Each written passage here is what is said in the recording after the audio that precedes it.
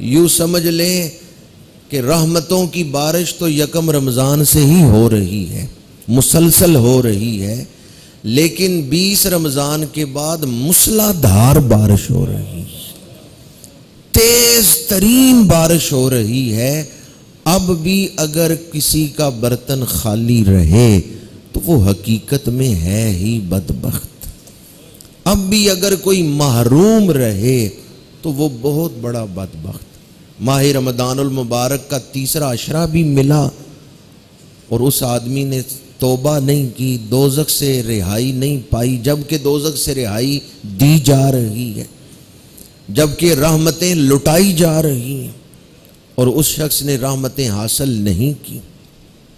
اس عشرے میں جس طرح کہ آپ کو پتہ ہے، پہلا عشرہ رحمت کا، دوسرا مغفرت کا، اور تیسرا جہنم سے آزادی کا۔ تو کتنے خوش نصیب ہیں وہ لوگ۔ تیسرے عشرے کی عبادت قبول ہوئی، قیامت کے دن جب وہ میزان پہ کھڑے ہوں گے، اعمال تل رہے ہیں، تو جس کے نیکیوں کے پلڑے میں لیلۃ القدر آ گئی، نیکیاں وزنی ہو جائیں گی۔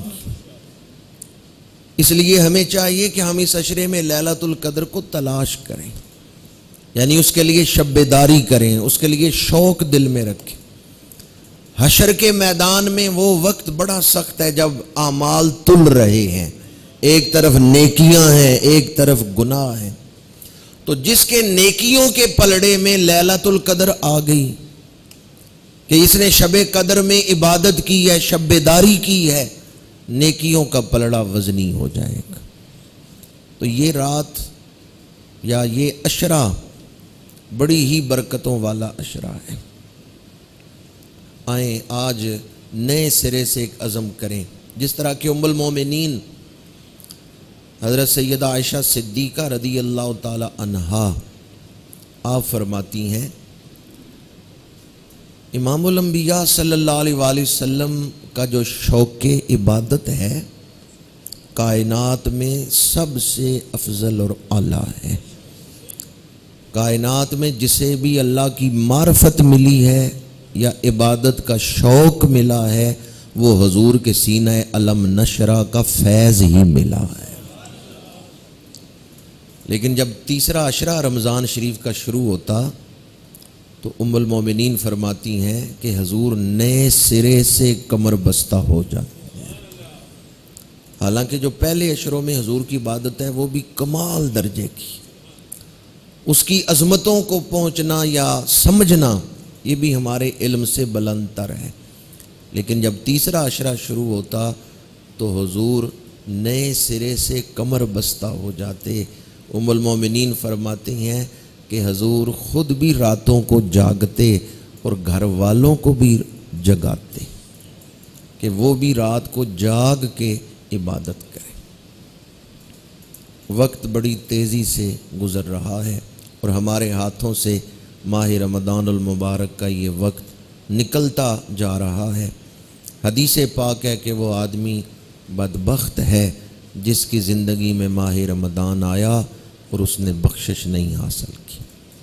اس لیے ہمیں تمام کام چھوڑ کر، قرآن کہتا ہے وَسَارِعُوا إِلَىٰ مَغْفِرَةٍ مِّن رَبِّكُمْ، دوڑو اپنے رب کی مغفرت کی طرف۔ بخشش دی جا رہی ہے، تم بخشش کی طرف دوڑنے کا مطلب کیا ہے؟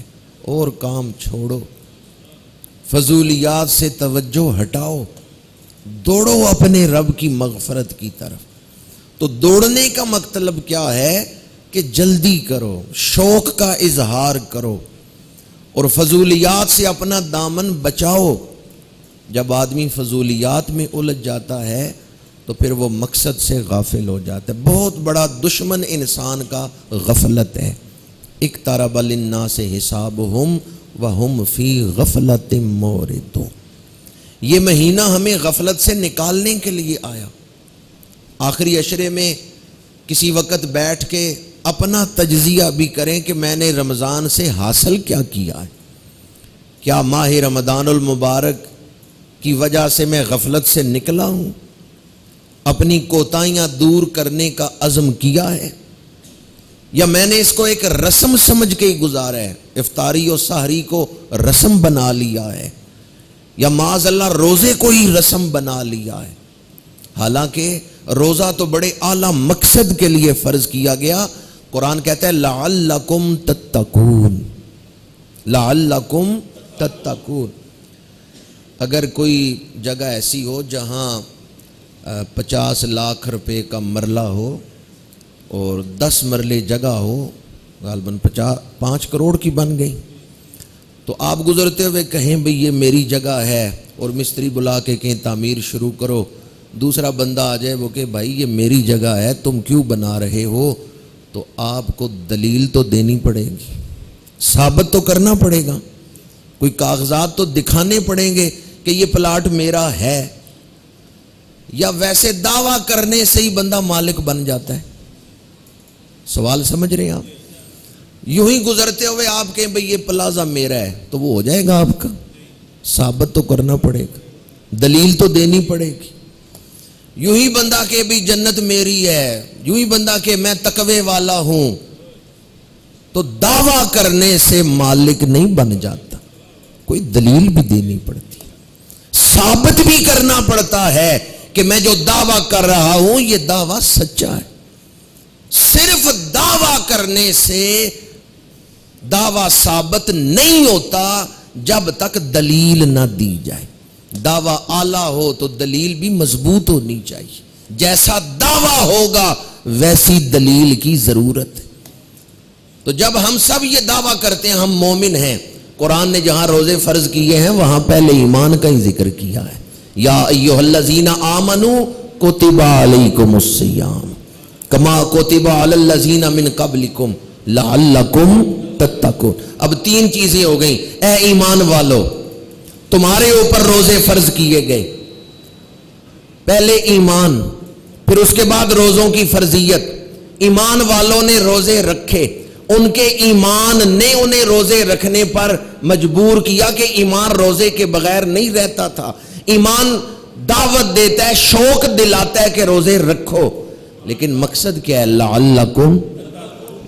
تو اگر ہمارے روزے نے ہمیں اس منزل تک نہیں پہنچایا تو پھر سوچنا چاہیے میں اس راہ پہ چلتا رہا ہوں جس کی منزل تقویٰ ہے، یا میں نے روزہ اس طرح رکھا ہی نہیں جس طرح تقویٰ حاصل ہوتا ہے۔ ایک آدمی راستے پہ چلے تو اسے منزل پہ تو پہنچنا چاہیے، وہ راستے پہ بھی چلتا رہا منزل پہ بھی نہیں پہنچا تو اس کا مطلب یہ ہے وہ کسی اور راستے پہ چلتا رہا۔ لعلکم تتقون، یہ ہے رمضان شریف کی منزل، تاکہ تم تقویٰ پر پہنچ جاؤ، مقام تقویٰ، پرہیزگاری کا مقام، سوچ بھی پاکیزہ ہو، عمل بھی پاکیزہ ہو۔ تو یہ تیسرا عشرہ ابھی کچھ دن ہمیں حاصل ہیں، اگر گزشتہ دنوں میں کوئی غفلت ہوئی ہے تو آئیں آج ارادہ کریں کہ جو دن باقی ہیں ان میں ہم غفلت کو قریب نہیں آنے دیں گے۔